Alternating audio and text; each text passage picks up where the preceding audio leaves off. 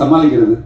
இப்போ இந்த வருடம் முடியும் போது 275 திரைப்படங்கள் வெளியாகுது. 275 திரைப்படங்கள்னா ஆல்மோஸ்ட் நம்ம என்ன சொல்றோம்னா 365 நாள் தான் இருக்கு. 275 திரைப்படங்கள்னா எப்படி ஊடகங்களே பார்க்க முடியாதுன்னா ஆடியன்ஸ் எப்படி பார்க்க போறாங்க.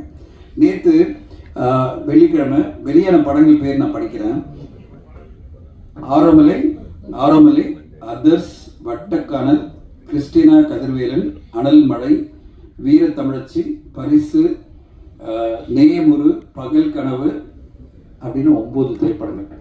இந்த 9 திரைப்படங்கள்ல நான் சொல்லி இதுல நாயகன் ரீரிலீஸு, வேட்டையாடு விளையாடு ரீரிலீஸு அப்படின்னு ரீரிலீஸ்லாம் விட்டுருவோம்.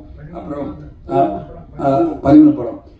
இப்படி சினிமா இன்னமும் நம்ம ஒரு கலையா பார்க்காம ஒரு வியாபாரமா இஷ்டத்துக்கு படங்களை ரிலீஸ் பண்ணும்போது நல்ல திரைப்படங்களும் காணாமல் போகுது.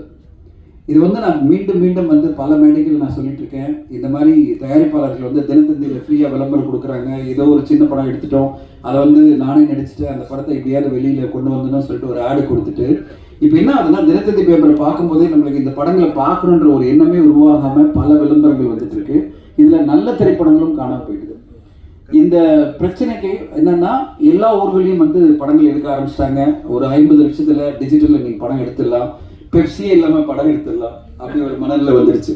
பெப்சியே தேவை கிடையாது. பெப்சி அட்லீஸ்ட் கண்ட்ரோல் இருந்தால் அவங்களுடைய கிராஃப்ட்மேன் வரும்போது ஒரு குவாலிட்டியான திரைப்படங்கள் வரும்.